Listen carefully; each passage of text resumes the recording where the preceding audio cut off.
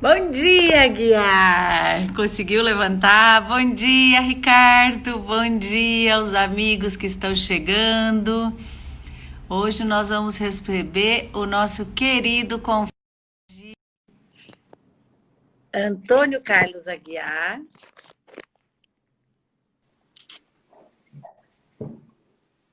Bom dia. Bom dia. Eu tô torto aí ou não? Sim, Sim? Ah, tá bom. E agora, melhorou? agora melhorou. Então tá. Agora a gente consegue te enxergar. Bom dia aos amigos que estão chegando no mais um café da manhã. O Aguiar falou que queria um tempinho para tomar café. Hoje eu vim com o meu, olha. Olha só. Tá aqui, ó. Ah, claro, isso é bom, não? Eu acho que a gente vai começar a fazer, ao invés de fazer café da manhã, a gente podia fazer a rodada do vinho. O que que você acha?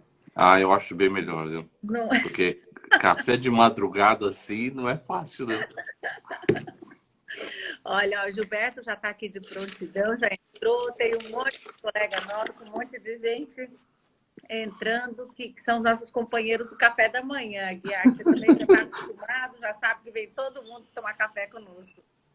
Bom, Ai, só apresentando o professor Antônio Carlos Aguiar, titular da cadeira 28 da nossa academia, vai estar conosco no Congresso Internacional, inclusive, que vai ser um grande evento, não? vai sim. Aguiar, ele é sócio do Peixoto Cury, advogado, respeitadíssimo. Ah, recebeu o prêmio, né, Aguiar, como um dos advogados mais respeitados nos anos 2015, 16 e 17 pela revista Análise da Advocacia. Bom, meu companheiro de cielo laboral também da nossa Sim. comunidade. Estamos em praticamente todos os congressos que a gente consegue estar, não?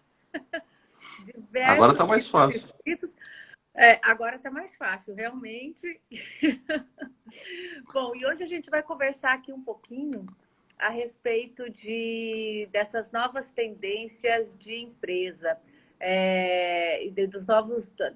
das novas tendências dos modelos econômicos e empresariais, que vai mexer aí com a organização empresarial. Aliás, na segunda-feira a gente esteve conversando aqui com a Maria Eugênia, que é especialista em empresarial, e ela já tinha falado da questão das startups, da reformulação das novas tendências. Então, é muito interessante porque essa conversa acaba sendo como que um complemento daquilo que a gente já começou discutindo. Olha, o nosso ministro Carlos Reis de Paula já entrou também. Bom dia aos que estão chegando agora.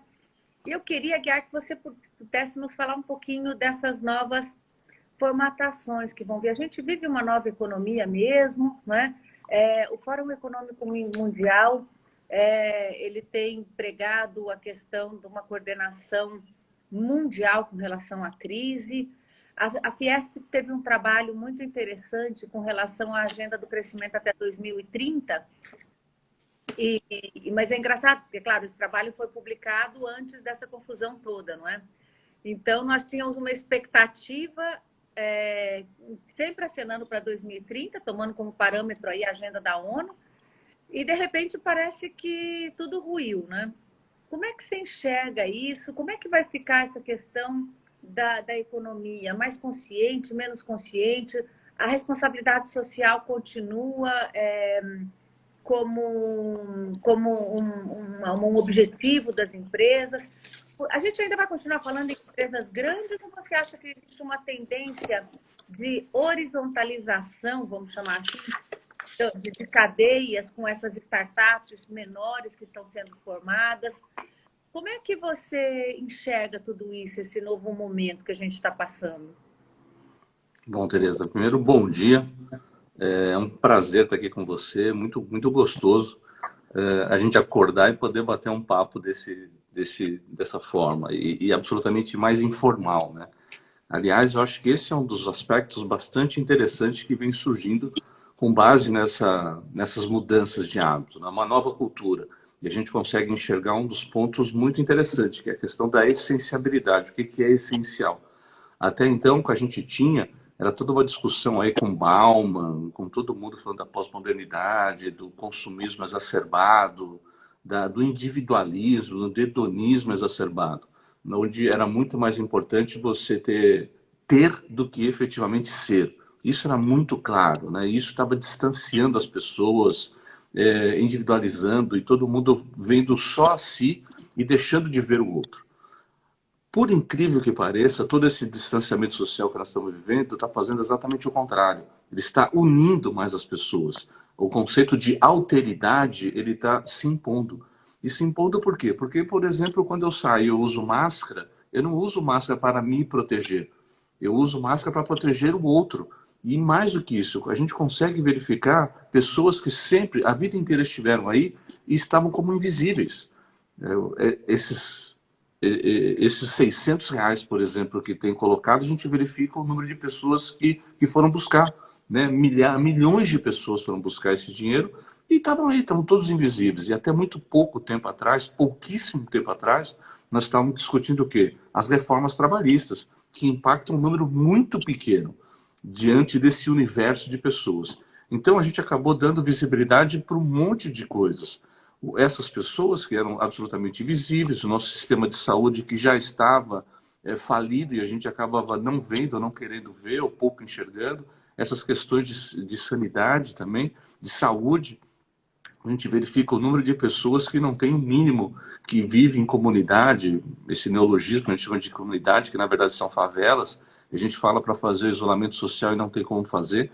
Quer dizer, há uma luz, um foco sobre tudo isso. E isso impacta na economia, isso impacta nas relações, isso impacta nas empresas. É essa nova economia que nós estamos vivendo. E eu acho que um outro ponto muito, muito importante é que você falou desse novo, que todo mundo está discutindo, esse novo normal que vai seguir daqui para frente, mas é um novo normal mais ou menos, né? Quer dizer, isso já estava na ordem do dia. Então, quando você falou da Agenda 2030, o que houve, na verdade, foi uma aceleração do que tinha. Tudo aquilo que isso que nós estamos fazendo aqui agora, a gente discutia se isso seria viável ou não, em quanto tempo seria viável a gente trabalhar com todas essas ferramentas de internet, ficar em home office. Lá no meu escritório, o ano passado, eu estava fazendo algumas experiências com 2, 3 advogados. Hoje eu estou há mais de 3 meses com o escritório todo em home office. E está funcionando muito bem, obrigado. Aí você começa a verificar a estrutura que você tinha. Tem uma estrutura gigante, tenho 2 andares lá. Será que eu preciso exatamente disso? Será que eu precisava de tudo isso? Você começa a repensar. Mas tudo isso já existia, tudo isso já estava na pauta do dia. O que houve foi acelerar e acelerar muito isso. Aquilo que a gente esperava que fosse acontecer em 5 anos, 10 anos, aconteceu em 2, 3 meses.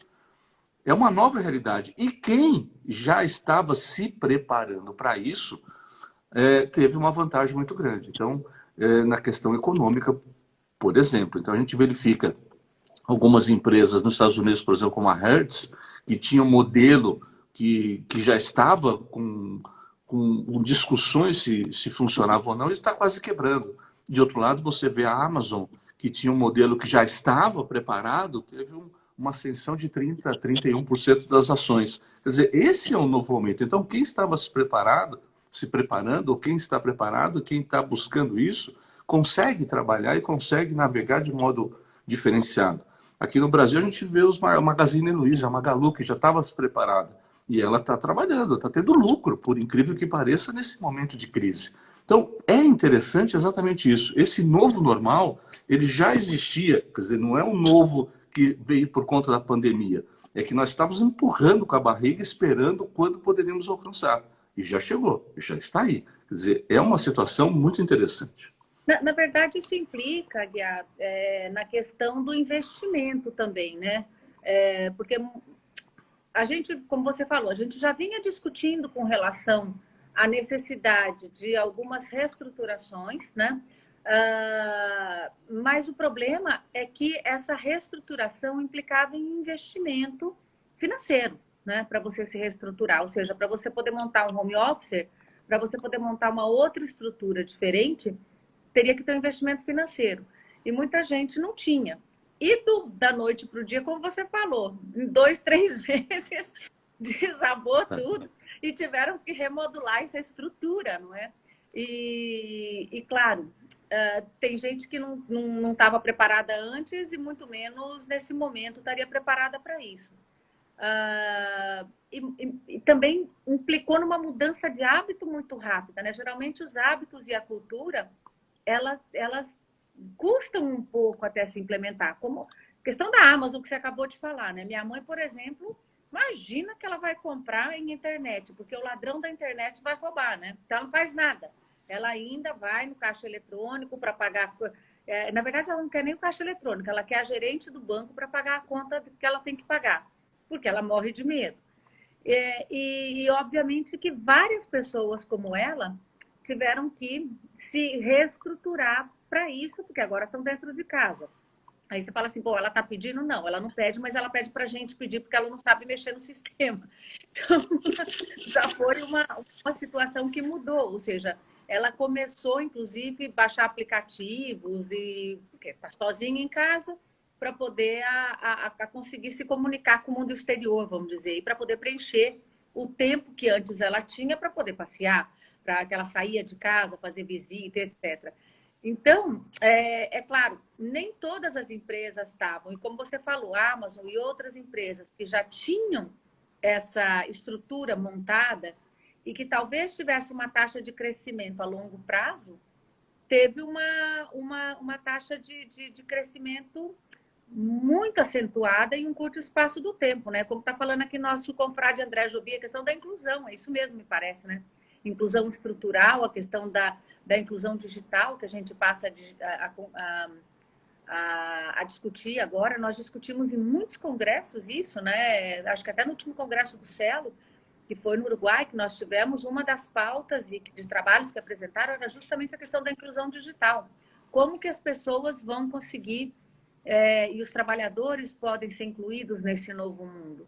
E isso tudo foi adiantado, né? Agora, como é que você vê o comportamento das empresas? Essas empresas que não estavam estruturadas, como é que você vê o desenvolvimento delas? Porque isso vai implicar, obviamente, num impacto muito grande nas relações de trabalho, não é?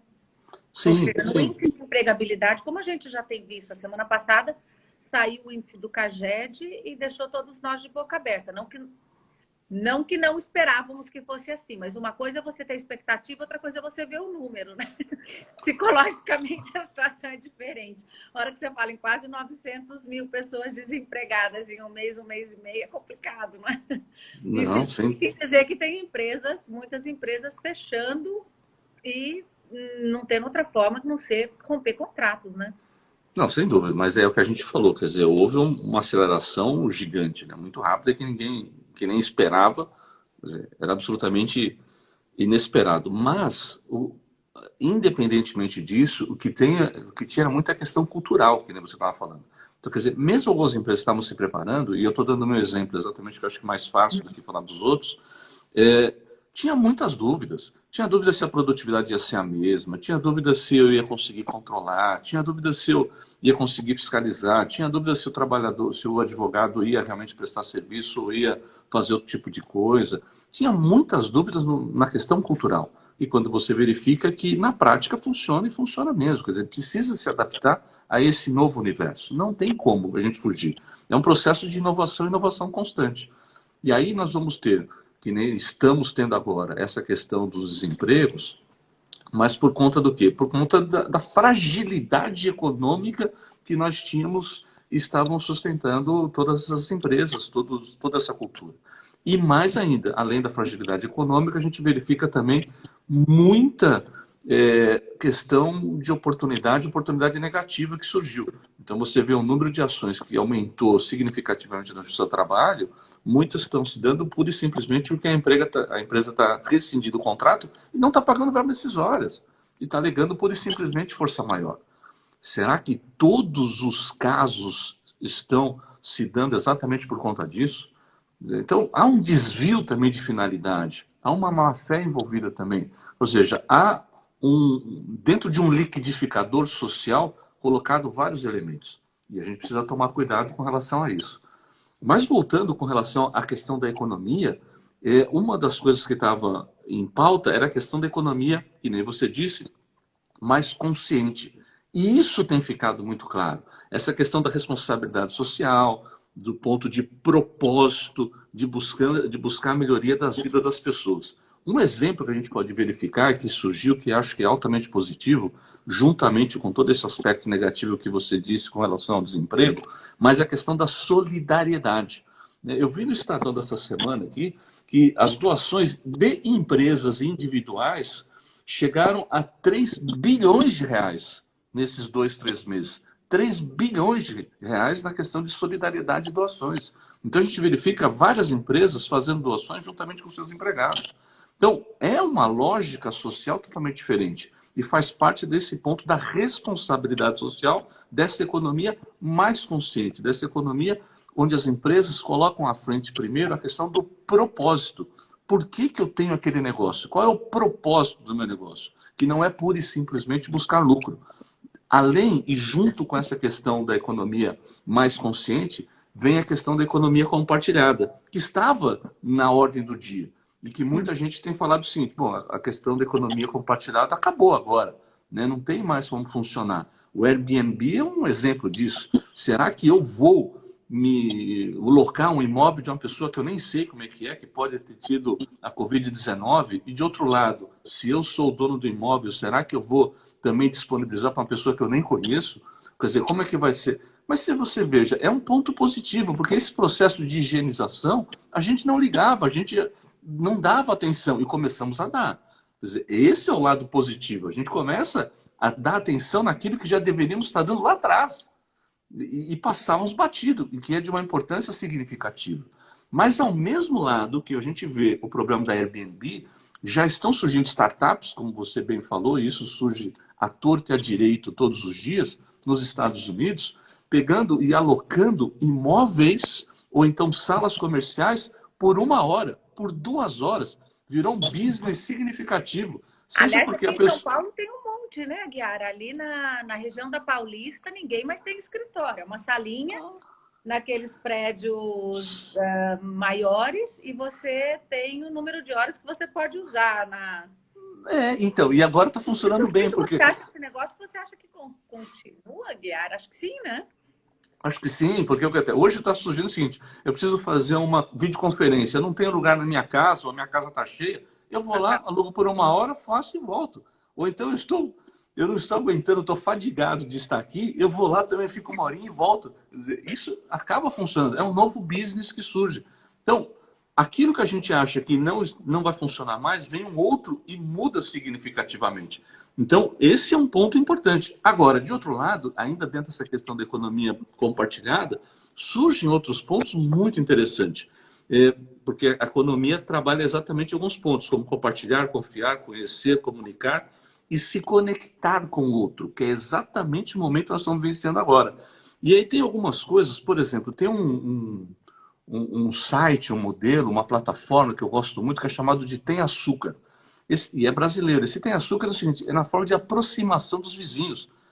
Eu moro aqui num prédio onde moram 12 famílias e pouco se vê. Quer dizer, com um site desse, se eu precisar de alguma coisa, via site, eu consigo ter acesso a esse meu vizinho e falar, estou precisando de tal coisa, esse meu vizinho pode me ajudar. É uma forma de aproximação. E nesse momento que nós estamos vivendo, que precisamos exatamente do outro, da alteridade e da aproximação, um site desse como esse Tem Açúcar ajuda nesse sentido.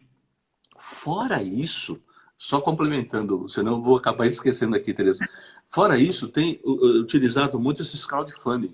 Eu tenho um exemplo aqui da minha filha, que também está trabalhando nessa questão de social, que montou aí um site e tal, buscando ajudar principalmente mulheres na questão de absorvente. Mulheres ficam na rua e a gente também acabava esquecendo disso, quer dizer, a mulher na rua não tinha acesso a absorvente, a higiene íntima.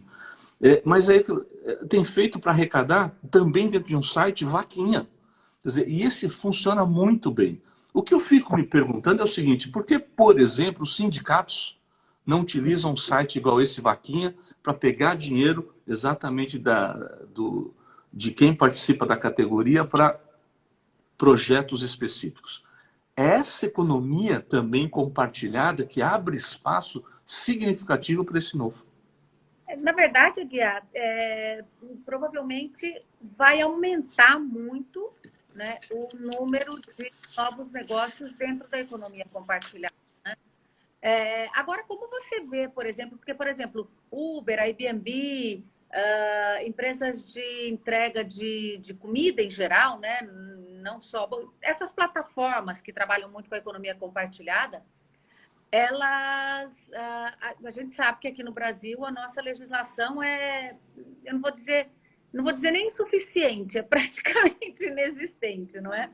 A gente continua com aqueles problemas de resolver tudo pela subordinação ou pela total autonomia. E, obviamente, que dentro desse universo de economia compartilhada, o conceito é outro completamente distinto, né? Quando muito, a gente tem a questão da subordinação digital, que quase ninguém fala disso por aqui. Como que você vê? Porque nós temos de um lado, e é muito interessante, porque a Maria Eugênia até acentuou a questão do lado das empresas, claro, ela é da área comercial, da área empresarial, então ela está acentuando essa questão da insegurança que as decisões judiciais podem causar para o desenvolvimento dessas empresas. Claro, a partir do momento que você cria todo um universo novo, claro que vai surgir um universo novo, a gente já tinha um buraco na legislação para regulamentar essas situações. E eu não digo nem só na área do direito do trabalho estrito, que é a subordinação estrita, mas em geral, porque, claro, a economia compartilhada ela funciona com ação e prestação de serviço de pessoas, não é?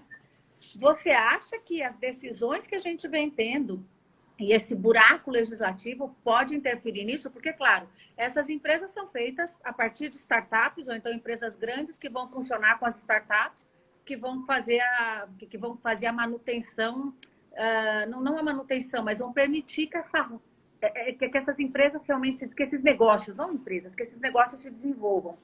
A partir do momento que a gente começa a ter decisões que não se enquadram em nada, você acha que isso pode afetar de forma negativa esse ambiente de negócios novos? Porque, claro, não adianta o empresário ter que se reinventar e a gente ter decisões que vão conflitar com esses novos modelos, até porque nós temos uma ausência de regulamentação jurídica com relação a isso, e ainda nós vamos ter aí o problema da demora nas decisões. Por mais que o judiciário decida rápido, a gente sabe que no mundo tecnológico, bom, a gente sabe não, a gente viu, presenciou. No mundo tecnológico, a coisa não se decide em um mês, ela se decide em 48 horas, não é? Em 2 dias você pode quebrar todo um esquema de negociação. Então, como é que isso vai funcionar? Você acredita que as redes de mediação funcionariam bem nessas situações? Ou como é que a gente vai fazer essa conciliação? Até onde o judiciário vai poder, entre aspas, atrapalhar esses novos tipos de negócio e acabar causando um retrocesso nesse desenvolvimento negocial que teria que vir? É uma excelente pergunta e está muito em discussão. E eu confesso para você que, para mim, eu tenho muito claro que o judiciário não atrapalha em absolutamente nada. Por mais decisões que nós tenhamos em contrário, a realidade vai atropelar. Quer dizer, eu sou de uma época que os carros eram a carburador. E a gente via empresas que fabricavam carburador fazendo os carburadores mais tecnologicamente melhores possíveis. Só que não funcionava mais, não adiantava mais. Eu sou de uma época onde você tirava fotos e a Kodak era a grande empresa do mercado. E você vê que a Kodak quebrou porque insistiu num negócio que não funcionava mais. Então a realidade atropela. E quando a gente deu o exemplo da Uber, e isso é um outro ponto importante, todo mundo tem estudado, a gente tem falado e visto inclusive decisões sobre uberização, o que é absolutamente equivocado, já que Uber é uma das plataformas, quer dizer, não dá para a gente pensar numa economia compartilhada e falar só de Uber. Né? A gente, por exemplo, tem plataformas de economia compartilhada como o site Catarse, que é a maior plataforma de financiamento coletivo para projetos criativos. E aí que a gente precisa mostrar, entender esse novo que tem. isso vai ser atropelado, não tem como o judiciário querer colocar. E até porque um outro ponto importante que a gente às vezes sonega são as gerações que estão trabalhando hoje ao mesmo tempo. Então, uma geração igual a minha, que é o Baby Boomer, ou então o pessoal ainda da geração dos milênios, vão ser atropelados pela geração Y, pela geração Z, que são mais novos, que têm exatamente essa forma de entendimento. Entende que a realidade muda, entende que as coisas atropelam e entende que as relações, mesmo a de trabalho, são diferenciadas. E não dá para a gente ficar esperando que venha uma legislação regulamentar, porque não dá tempo. As coisas acontecem de tal maneira rápida que não teria como a gente imaginar uma legislação para isso. E se a gente pegar o exemplo do Airbnb, é exatamente isso. Se nós estivermos conversando, nós dois, a gente estivesse conversando há 5 anos atrás, 10 anos atrás, de que você ia alugar a tua casa para um estranho que você nunca viu na vida, você ia falar assim, Aguiar, nunca, você é louco, né? Ou então falasse assim... Vou pôr meu dinheiro aí, vou pôr meu criatividade aí. Não dá, né? Ou mesmo a história do Uber. Se você falasse lá atrás, antes... mas tem os taxistas, isso está regulamentado há milhares de anos, há centenas de anos, não vai mudar, imagina. Como vai ter que regulamentar, vai ter que ter uma lei, uma autorização do Estado e tal, e veio o Uber e atropelou. Então, essas startups virão a todo momento com ideias altamente revolucionárias, altamente inovadoras, e um termo que eu gosto muito, disruptivas. E não adianta o judiciário querer ser o mais... enfim, querer ser um freio. Ele pode ser até um freio, um contrapeso indeterminado para evitar fraudes, para evitar abusos, mas não para evitar as mudanças. As mudanças vêm e ocorrerão de todo jeito. Mas você acha que essa demora poderia dificultar, vamos dizer assim, os investimentos? Porque é interessante, né? Porque eu gosto muito do disruptivo também. Aliás, tem vários livros muito interessantes sobre isso, inclusive falando dos projetos das empresas que estão usando esse tipo de situação, ou seja, você romper com o tradicional e montar um modelo novo numa definição muito grossa, né? Vamos dizer assim. Mas é uma coisa interessante.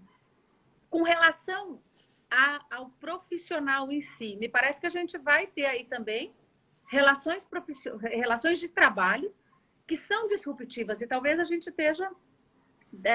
não sei se a gente está tão preparado para entender esse modelo. Estou te dizendo especificamente no nosso ramo, né? Porque, como você falou, a geração Y, a geração Z, eu vejo minha filha, você começa a falar com ela, ela já fala, tá aqui, pronto, né? Como o movimento ontem ela me ligou e falou assim, ô mãe, você não pode fazer lives. Eu falei, meu Jesus, por quê? Não pode ter live porque hoje nós estamos num movimento disruptivo porque estão querendo regulamentar as redes sociais, isso é um absurdo. Já tacou cartaz preto em tudo, quer dizer, eles são tão antenados, né, que a gente não consegue...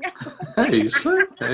E aí você tá claro, essa geração é a geração das relações de trabalho disruptiva que nós vamos ter pela frente. E será que a gente vai estar preparado para isso, Aguiar? Ou será que... Claro, eu acho que a decisão do Supremo com relação à questão da negociação coletiva, a gente discutiu muito, pode, não pode, pode acordo individual, não pode acordo individual, mas eu fiquei pensando depois, e quanto mais eu leio aquele acórdão, mais eu medito sobre isso, será que a gente não teria, não é a hora, porque a única forma da gente conseguir criar e entender relações de trabalho disruptivas é você negociando diretamente, seja pela via coletiva, seja pela via individual. Me parece que essa é a via mais rápida e mais eficaz, não é? Às vezes me parece que a questão do dissídio coletivo, que na verdade já é uma crítica bem anterior, que já vem, ele vai ter que acabar, porque não há tempo para isso, não é? Não, eu acho que você foi muito feliz nessa abordagem. Eu concordo em gênero, número e grau. As partes têm que se autorregulamentar e buscar aquilo que é melhor para eles. E o negociação coletiva é o melhor caminho para isso. O grande problema é o seguinte, que às vezes a gente fica com a nossa cabeça, principalmente quem milita no direito, com uma cabeça antiga, com uma cabeça ainda no velho. Né? Outro dia eu estava estudando esses aspectos dos sindicais, até por conta do nosso congresso que a gente vai ter na academia. Eu queria fazer um texto e mandar para lá. E aí, tudo que a gente vê... Desculpa, queria não. Você vai fazer o texto. Esse queria fica muito vago. Bom, eu vou fazer o texto. Mas aí comecei a estudar, e aí você verifica assim, história do sindicalismo. Aí você fala, não, mas teve uma legislação há 100 anos atrás, há 200 anos atrás, que criou o sindicalismo, depois veio, regulamentou e tal. Esquece isso. Né? O sindicato ele é disruptivo também. Ele surge independente e antes da lei. E a gente tem que buscar exatamente isso. Quer dizer, depois a lei que venha e se adapte àquela realidade que foi criada. E aí fica essa discussão. O sindicato pode representar quem? Que categoria? Eu não sei nem mais o que é o conceito de categoria hoje. Eu não consigo enxergar o que é categoria econômica e categoria... Aliás, eu ia te perguntar isso, exatamente, eu ia emendar, já que você tocou no assunto antes, como é que você vê a questão da categoria dentro desses novos modelos? Porque não encaixa, não encaixa Não nada. encaixa mais, não encaixa. Nem a questão da unicidade sindical encaixa. Né? Não dá para ver. A unicidade sindical funcionou há muito tempo porque tinha o bendito da contribuição sindical obrigatória. E eu precisava ter um sindicato para receber aquilo. Né? Caso contrário, não conseguia disponibilizar aquilo. E ela tinha natureza jurídica de tributo. A gente acaba esquecendo isso porque o sindicato tinha uma obrigação estatal. Hoje não mais. A função do sindicato é a defesa dos interesses coletivos individuais dos trabalhadores. Trabalhadores e não empregados.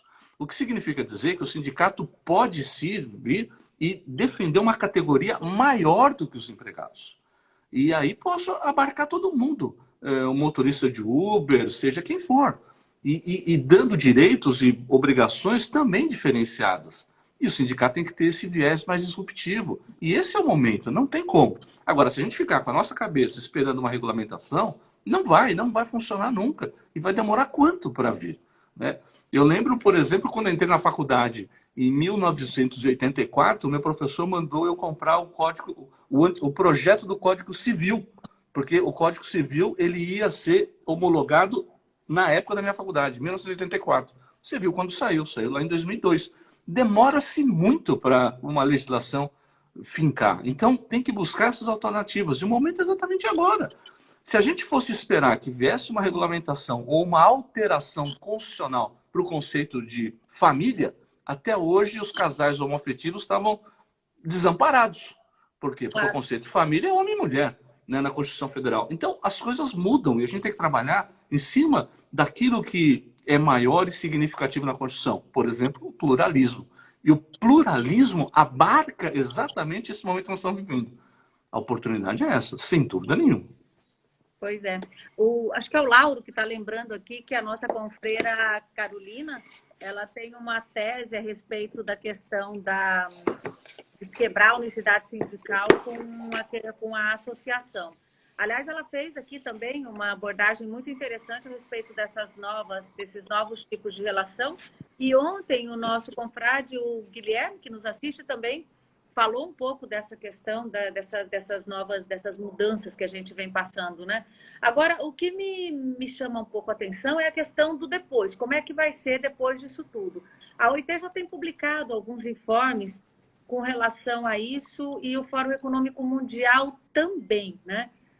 Aliás, o FMI anda soltando um monte de dinheiro aí, principalmente a África, né? Porque na África parece que os dados não são muito exatos, porque eles também não têm uma estatística muito confiável.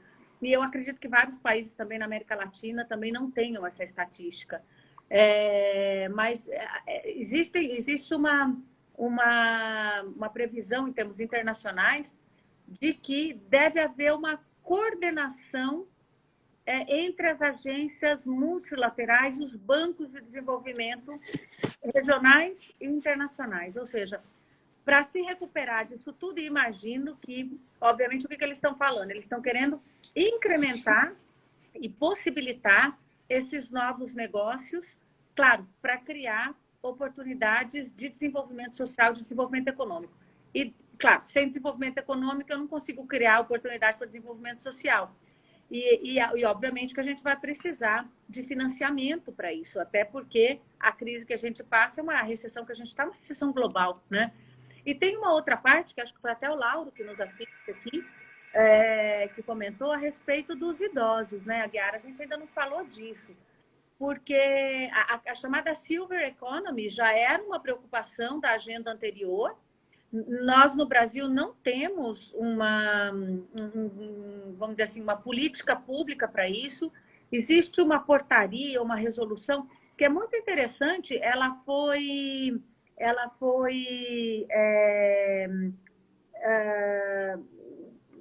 saiu em seguida à medida provisória do contrato verde e amarelo, né? Eu, particularmente, não era contra o contrato verde e amarelo, até escrevi sobre isso, assim como também não sou contra essa norma que saiu, não me lembro se é portaria ou o que era, para poder tentar desenvolver o setor dos idosos, né? A população brasileira, estima-se que até 2030 a população de idosos no Brasil cresça por volta de 12%. Idosos que eu estou chamando é pessoas acima de 60 anos, que não são tão idosos assim e que ainda conseguem ficar no mercado de trabalho, né? E parece que ainda as pessoas não pensaram muito. É engraçado, você estava falando do... Como é que chama o site lá do açúcar? Tem açúcar. Tem açúcar. É interessante, porque o Tem Açúcar, que é para o vizinho, ele poderia ser desenvolvido para toda essa população. E existe um nicho muito importante aí, econômico, para poder fazer o atendimento dessas pessoas com um custo menor para o Estado, né? E com uma oportunidade de negócios para esses novos negócios que deveriam surgir. Como é que você vê esse nicho, Aguiar? Você acha que tem condição de desenvolver? E o Lauro que falou que não foi ele que falou, não, que foi o Ricardo que falou a respeito dessa questão aí dos idosos. Mas, enfim, como é que você vê esse nicho? Porque a gente não tem casas de idosos nem suficientes e nem tão adequadas. Quem não tem condição, as pessoas precisaram sair para trabalhar em um determinado momento. O fato de trabalhar em casa não quer dizer, ou a distância, não quer dizer que elas não precisam se ativar no mercado externo. E quem fica com a guarda e o cuidado, ou como aproveitar essa mão de obra, que é uma mão de obra que ainda está ativa, né? Existe uma expectativa aí de que até 2030 as pessoas vão viver há mais de 100 anos. Eu não quero ser essa, pelo amor de Deus, porque eu não quero ficar me arrastando. E outra, o Fernando se separa daí, né? Porque ele não vai me aguentar tanto tempo. Como é que você vê esse mercado? Como que isso vai acontecer? Porque aí é um nicho importante. E de trabalhadores que podem se dedicar, que não são necessariamente os trabalhadores do modelo tradicional, né? Não, lógico que não. Quer dizer, essa mudança que a gente acaba tendo. E por isso a gente precisa enxergar esse diferente. Você deu um exemplo que é magnífico. Você falou os idosos e você foi claro. Estou falando de idoso, aquele que tem acima de 60 anos. Pega um idoso de 60 anos e fala que ele é idoso para você ver o que acontece, né? Não existe mais, quer dizer, quando a minha avó tinha 60 anos, ela era uma senhorinha mesmo de 60 anos. Hoje você pega uma mulher de 60 anos, já não sabe se tem 60 anos mesmo. E eu lembro que uma vez na academia, num congresso, eu falei exatamente isso. O que a gente está vivenciando é o seguinte: eu não sei hoje quem é velho e quem é jovem, eu não sei hoje quem é homem e quem é mulher, eu não sei várias coisas, porque as coisas estão mudando. Então a gente precisa tomar cuidado exatamente com esses conceitos, ou esses pré-conceitos que a gente coloca. Porque a situação muda muda muito rápido. E esse é um aspecto interessante. Porque dentro dessa nova economia que nós estamos colocando, e é por isso que a gente falou da compartilhada, falou da transparente, e tem uma outra economia que é a co-criativa. Nessa co-criativa, não é somente a empresa que coloca os negócios. Ela abre para isso, ela abre para terceiros. Até porque a gente vive no mundo maker hoje.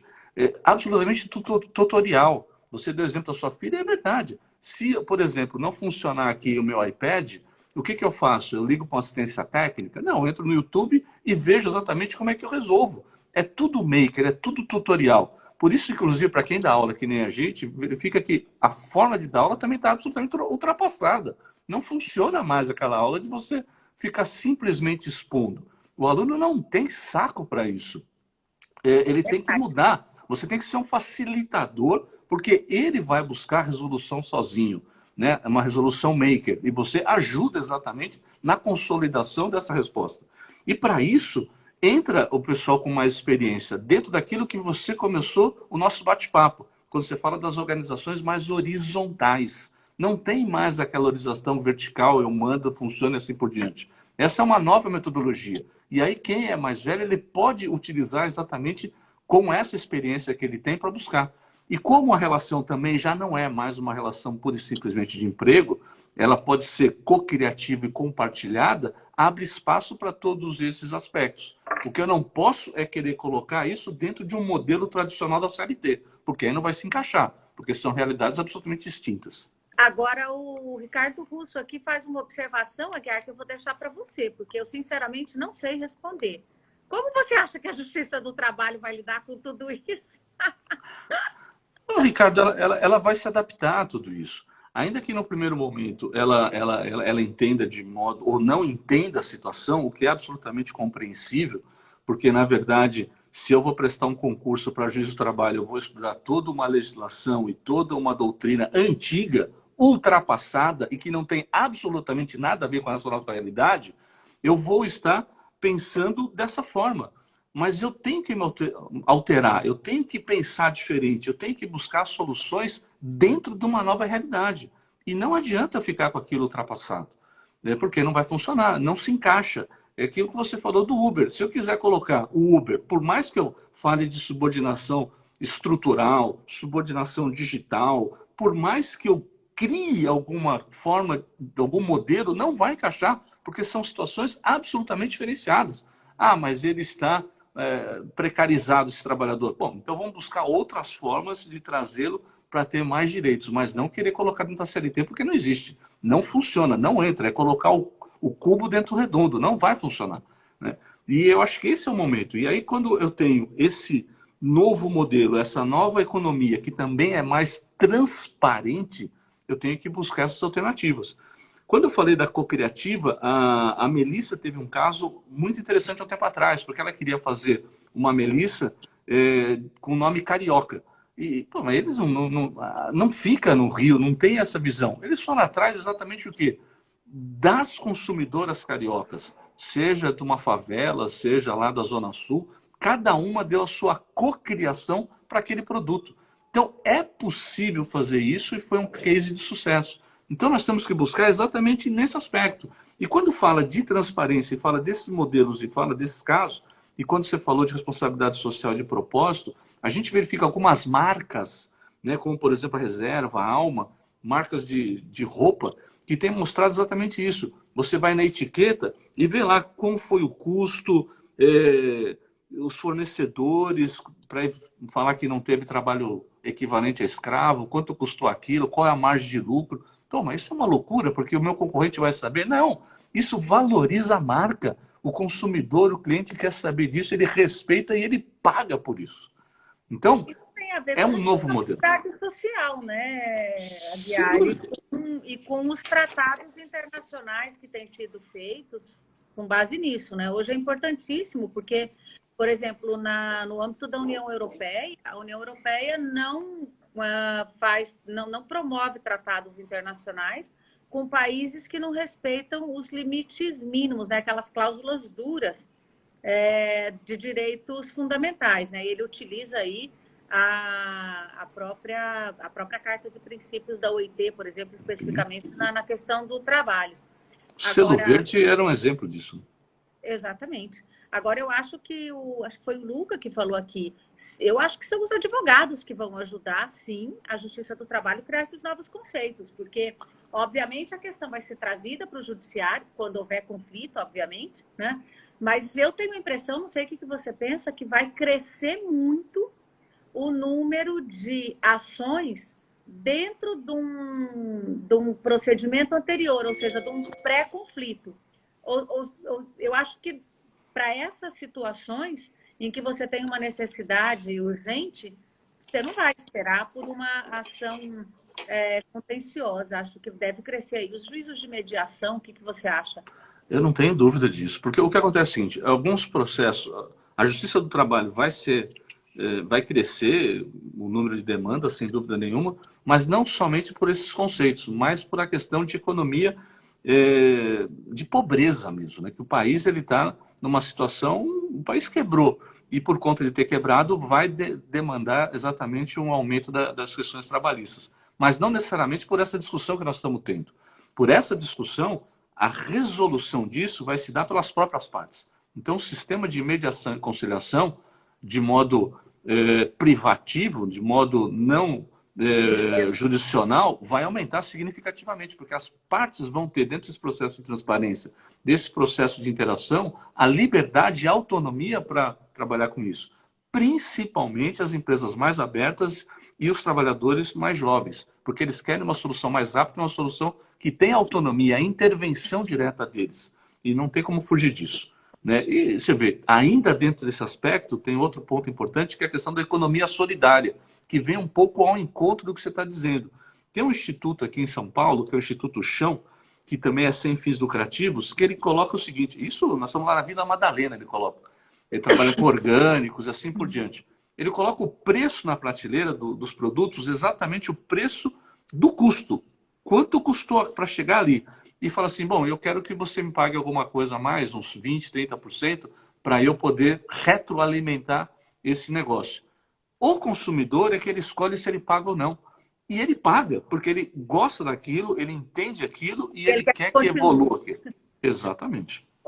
Você sabe, Aguiar, que esse modelo, ele é copiado, quer dizer, não sei se é uma cópia, mas eu tenho uma prima que mora em Zurique e já está lá, enfim, há 30 anos, e o marido é suíço, os filhos, enfim. E sempre que eu posso, eu estou com ela. E ela mora na verdade, ela mora numa cidade perto na Grande Zurique, não necessariamente ali na cidade. E esse tipo de negócio que você está falando, existem como que tendas que eles colocam em espaços públicos, que você, por exemplo, isso é uma coisa muito interessante. Porque você falando, eu me lembrei disso. Eu tenho criação de galinha e você tem horta. Então, é uma tenda que não pertence nem a mim nem a você, é o Estado que coloca aquela tenda ali. Eu pego meus ovos, levo lá, coloco exatamente o que você está falando. Custou tanto para eu produzir. E não fica ninguém lá, não tem ninguém cobrando, não tem ninguém fazendo nada. Você vai lá, coloca toda a sua produção de vegetal, de fruta, de alimento, enfim, que você produziu, e deixa lá. Daqui uma semana, a gente volta, ou quando a gente voltar para repor o alimento que está ali, a gente volta para pegar o produto. As pessoas vão lá, compram as coisas, deixam o dinheiro ali, cada um na caixinha do produtor que é, pega o produto e vão embora. E assim você alimenta esse sistema, que acaba saindo mais barato, porque você tem exatamente só o custo da sua produção.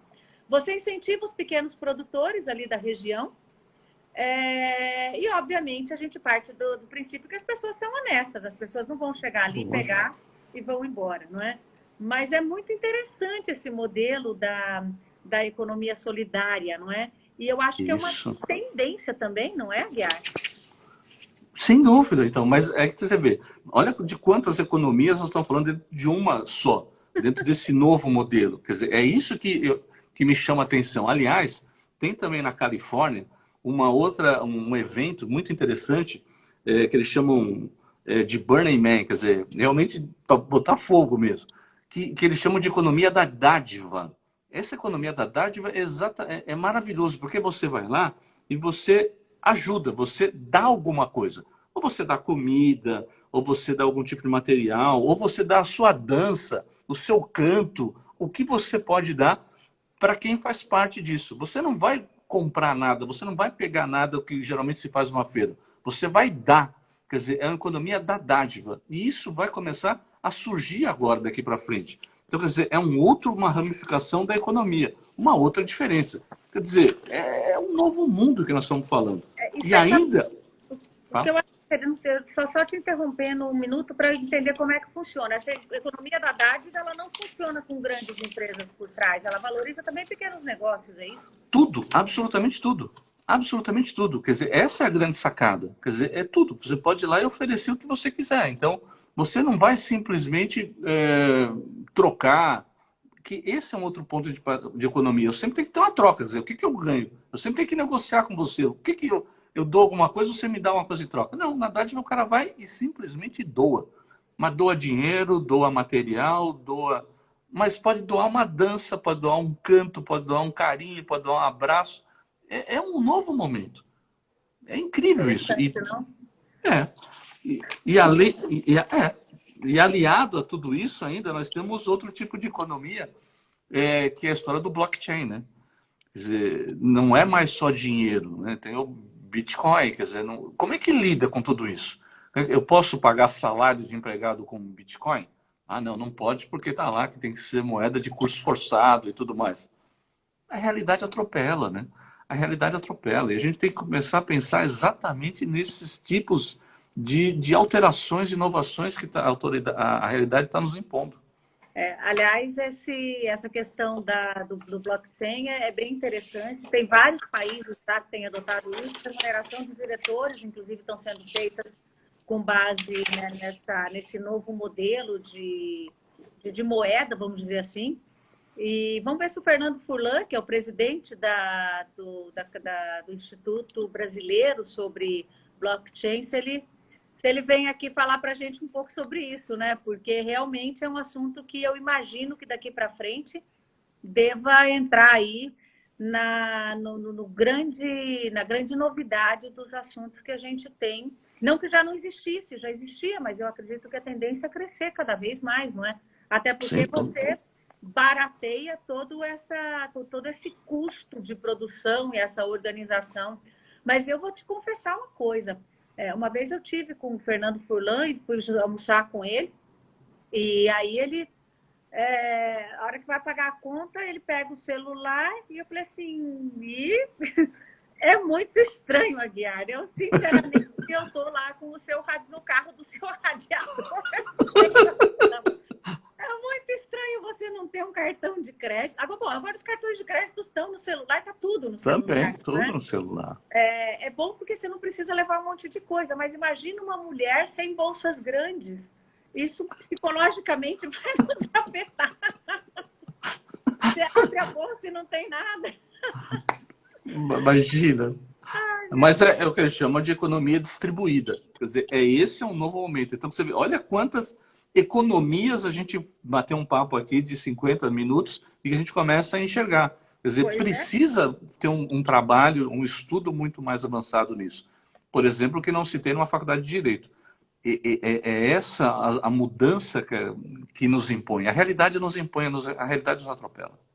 O negócio é o pessoal continuar assistindo nossas lives de manhã com esses assuntos, vamos dizer assim, novos, que vão demorar muito tempo para entrar nos currículos. Então, o negócio quem quiser passar no concurso, quem quiser advogar, é melhor que continue aqui tomando café conosco, porque são 50 minutos, mas vão ver vários temas diferentes, né? Já caminhando para o final, Guilherme, que é o nome da academia, agradecer imensamente, porque eu não quero correr o risco do Instagram, super democrático, nos cortar e ficar sem o seu bom dia final, não é? E lembrar que tudo isso começou da economia compartilhada, mesmo da troca, né? Eu troco alguma coisa por outra coisa e depois disso as pessoas viram aí negócios para que pudesse ter um desenvolvimento econômico e social em várias regiões, né? Aguiar, muito obrigada, né? Pessoal que nos acompanha, agradecendo aí todos os confrades, as confreiras, tem um monte de colegas aqui, já vi que a Liane está aí, a Licântia, que sempre nos acompanha, a Luciane também, né, de Porto Alegre, que é uma querida amiga também, professora lá da Federal, nosso ministro Carlos Alberto, que também está sempre conosco, o Lauro, que sempre é o primeiro a chegar. Bom, gente, eu não vou repetir o nome de todo mundo, senão vai passar e eu não vou deixar o Aguiar com 5 minutos finais. Um beijo enorme para todo mundo.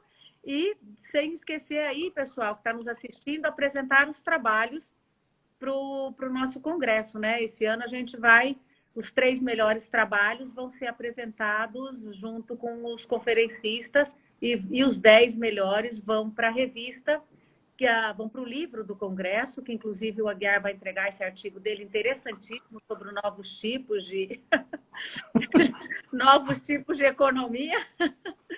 E tudo está toda a informação aí está no site da nossa academia. Aguiar, mais uma vez, em nome da academia, muito obrigada por estar conosco e um bom dia para você. Bom dia. O prazer foi todo meu. Adorei aqui nosso bate-papo. Ontem eu bati um papo com a Carol e eu terminei com um poema aqui que eu queria também terminar aqui, do Guimarães Rosa, né? Que eu acho que vem muito ao encontro que nós estamos falando. Aliás, está num livro que eu gosto muito, que é esse meu aqui, O Mito da Unicidade Sindical, tá certo? Muito bom, aliás, viu? Aí ele fala o seguinte... Eu só fiz propaganda dele porque ele está lá na vara. Tá certo. Aí ele fala assim, ó, contar é muito, muito dificultoso. Não pelos anos que já se passaram, mas pela astúcia que tem certas coisas passadas, de fazer balancê, de se remexerem de lugares. O que eu falei de exato? Foi, mas teria sido? Acho que nem são. São tantas horas de pessoas, tantas coisas em tantos tempos, tudo miúdo recruzado. A vida inventa. A gente principia as coisas no não saber por quê e desde aí perde o poder de continuação. Porque a vida é mutirão de todos, por todos, remexida e temperada. Um grande abraço. Bom dia para todo mundo e muito obrigada pelo poema e pelo bate-papo desse café. Um beijo grande para vocês todos, Aguiar. Um beijão. Bom dia e boa semana. Tchau, tchau. Para vocês também. Tchau.